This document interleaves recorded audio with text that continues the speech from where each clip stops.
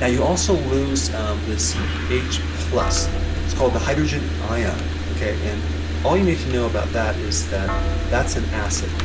So when you lose your acid, you end up with a state where your pH is more alkaline. So when you have people in chronic cortisol states or high stress, they become more alkaline, not acid. And then they have problems with their muscles being tight. They get little twitches. They have tetany. They get muscle cramps. They can't absorb electrolytes that well. And they have a lot of other issues, especially with breathing. The breathing is off. But what initially happens is when you have high cortisol, you might have a spike in acid, so you might have acid reflux, and then you lose your acid and it starts going down, and now you don't have enough stomach acid, so you have digestive issues. But other than that, you're going to be doing totally fine. All right, next effect is a catabolic effect. What's that? That is where your muscles start becoming broken down. So the body is increasing cortisol to turn your muscles into the basic building blocks of amino acids, which then can be converted to sugar. So your body is trying to give you quick energy with sugar or glucose from your muscles, okay? But it also dismantles collagen from your joints and your skin, as well as elastin, which is a type of protein. So it makes you wrinkly and looking older. Don't worry, it gets a little bit worse.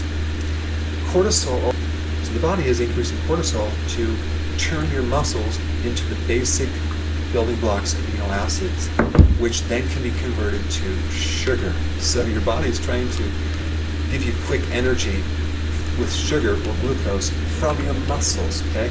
But it also dismantles collagen from your joints and your skin, as well as elastin, which is a type of protein. So it makes you wrinkly and looking older. Don't worry, it gets a little bit worse. Cortisol also destroys your bones. It creates osteopenia. Osteoporosis. This is why during menopause, when you lose the function of the ovaries, the adrenals have to work twice as hard and act as a backup to the ovaries. And if they're weakened going into menopause, you end up with all sorts of adrenal overwhelm issues. Your adrenals become fatigued and they can't keep up with the extra demand. All right, let's talk about the kidney. What happens with high cortisol with the kidney? You filter less. So you have less filtration, and that means you do not filter enough of certain minerals like potassium and magnesium, and you lose those minerals. Okay, so that's one mechanism of losing certain minerals.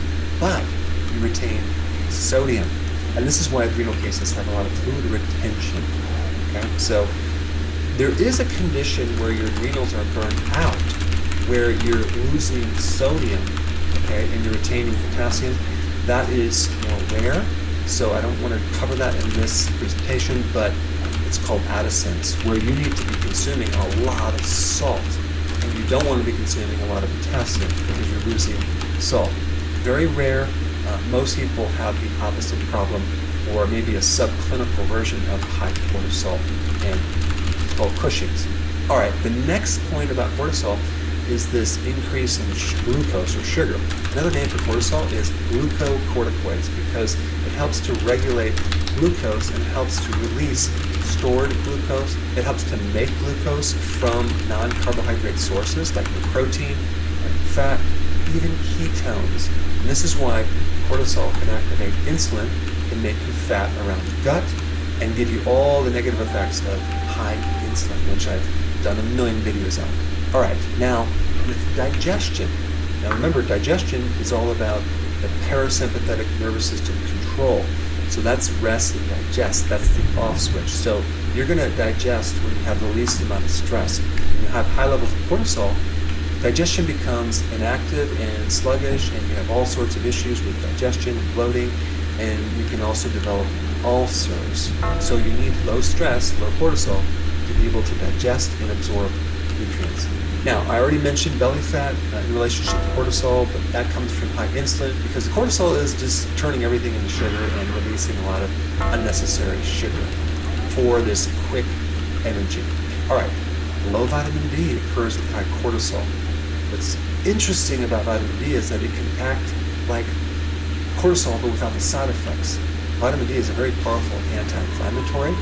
It's very, very important in the immune system. It actually helps to suppress the immune system, but it doesn't turn it off. It helps to enhance the immune system, and it can help to minimize or curb the inflammation or situations where you have the cytokine storm, where you have too much inflammation.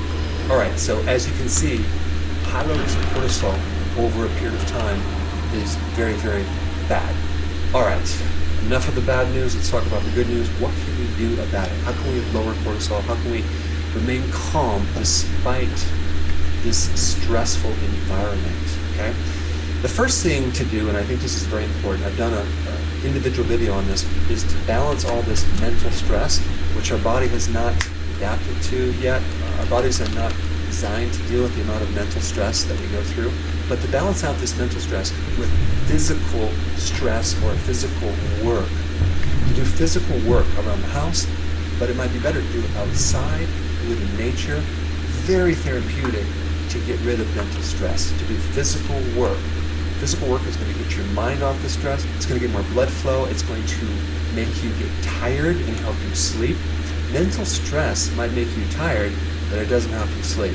So more physical work is very, very important, if not the most important thing. And you can also do exercise, which is more organized type physical activity. But physical work is a little bit better, but both would be a good thing. All right, number 2, you want to stay in action, you want to stay moving, because when you're in a state of worry, when you're in a state of anxiety, when you're in a state of fear, your body is kind of paralyzed. You pretty much are not doing much, you're withdrawing, you're not in action, and that's just going to keep the stress there. The more you're in action, doing things, the less stressed you're going to be. All right, number 3, like I said before, vitamin B1, thiamine, is the most important vitamin with stress. If you haven't taken B1 when you're stressed, you won't appreciate the significance or the impact that can create. I will usually take nutritional yeast. I take them in a tablet when I'm stressed, and it's just like a switch. It just, within minutes, I just feel calm, I feel good, I can cope with stress. If you haven't tried that, that is definitely something you need to have as your go-to. It is the most important vitamin with stress. If you haven't taken B1 when you're stressed, you won't appreciate the significance or the impact that can create. I will usually take nutritional yeast. I take them in a tablet when I'm stressed, and it's just like a switch. It just, within minutes, I just feel calm, I feel good, I can cope with stress. If you haven't tried that, that is definitely something you need to have as your go-to. All right, the next 2 minerals that are very important in stress is magnesium and potassium. And guess what? They're both found in these things called vegetables. Okay, so having a big salad every single day is very important in keeping the minerals high, so you can actually counter stress, as compared to just having protein, which can just kind of keep you wired. And protein doesn't have enough potassium and magnesium. And then on top of that, if you're adding carbs, not a good situation. Carbohydrates actually keep you in that sympathetic flight or fight mode. Now, vitamin D is also a necessary key vitamin to lower your stress and increase your mood. You're going to feel much better when you have vitamin D. There are so many people that are depressed, and they're kind of in this paralyzed mode, and they don't know that it's coming from the vitamin D. And vitamin D can actually help to act like cortisol, but without the side effects. So it can help get rid of inflammation and also fulfill a lot of other functions with your immune system, etc., etc. The next thing, number 4, is to get on the healthy version of keto as well as intermittent fasting. Both of those actions will increase the opposite of the sympathetics, the parasympathetic control of your nervous system. They're going to make you calm. You're going to feel better. You're going to have more cognitive function. You're going to have less stress. You're going to have less brain fog. You're going to be able to cope with stress much better, and it's going to bring your mood up from anxiety to a much higher level of calmness. All right, number 5, taking a really good supplement that has really good adaptogens. These are herbal things that help you increase your coping with stress. I'm going to put a link down below of the one that I recommend for that. All right, number 6, the combination of correct breathing with sleep. Let me explain. When you're under stress mode, your breathing is going to be off. either your inhalation or your exhalation is going to be too short or too long. It's not going to be equal. If you can get your breathing in and out equal, you're going to sleep a lot better because that puts in control over the autonomic nervous system. In fact, just be aware when you're stressed what happens with your breathing, especially if you're trying to sleep. So what you want to do when you go to bed is start focusing on your breath. Just breathing in, slowly in, and breathing out to match the inhalation to the exhalation, okay? And it doesn't matter if it's 5 seconds, 4 seconds, or 3 seconds. Just start focusing on balancing those two things, and you're going to find your sleep is going to be much better. And in addition to that, there are a lot of things that I want to tell you about sleep in this video, but I'll share it with you in the next video. That sleep is a vital thing to fix if you're not sleeping and you're stressed. In fact, let me just put some links down below in the description for sleep specifically if you have that issue. All right, the last thing I'm going to talk about, and this is very, very cool. It's a stress extraction technique that I developed, and I will teach you this technique. It's very simple to do on yourself, but it is something that I came up with after years of practice that I would do on my patients and myself, and it can create some serious stress relief. And I want to show you how to do it. So I created this video, and you just need to click on it right now and check it out.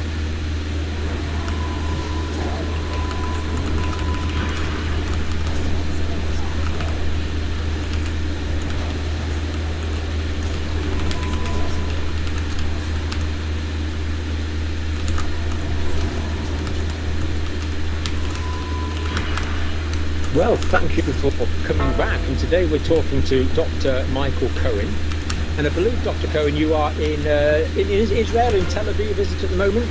That's right, I'm in Tel Aviv. I work here at the GP. And I'm in nice wintry cold Carlisle in the north of England, and my name's John Campbell, so thank you very much for coming on. Now, why should people watch this video, Michael? What we're going to talk about? Well, I think we should talk about the role of vitamin D and perhaps any other preventative treatments for COVID. I had COVID myself in February 2020 at a time when it wasn't even known to be in Israel. I didn't know myself that I had it. I thought I just had bacterial pneumonia, and I treated myself. I did an X-ray, I did blood tests. I started myself on an antibiotic, and I was a lot better within 24 hours. I then thought, oh well, that wasn't very much, and then a couple of weeks later I started having choking episodes in the middle of the night, and a lot of other symptoms that I developed over the next few months. And I'm a pretty fit person. I swim every day, and I noticed that my fitness was dramatically reduced, and I was having fast heart rate and stuff like this. And I literally didn't sleep properly for months because of coughs, choking. I developed a neuritis in one of my arms, some inflammation of the nerves, which is extremely painful. It's like a pins and needles, or like a toothache feel? It's more, it's like a dull but very severe pain that just is there most of the time. Was that in your left arm or your right arm? In my left arm. Why do you ask? Well, it's just when I just find it so disconcerting when I get pains in my left arm. Oh no, you worry about the heart. Associated with hearts, don't we? It's this was definitely not a heart-related pain. But luckily for my left arm, because I'm right-handed, if it had been in my right hand, I would have had a really difficult time with it. Sure. And during that time, I actually treated myself with a number of vitamins, intravenous vitamins. I even used hydroxychloroquine at one point, which did help a lot. And I eventually got through it, but around that time I noticed the patterns of COVID in the world, what was actually going on, and also people with darker skin. Also in the UK, you had people in ethnic minorities who had doctors dying in quite significant numbers. Absolutely. And I just started to wonder, was this because they were working indoors no sunshine, dark skin, likely to be vitamin D deficient, and in a place like Israel at the time,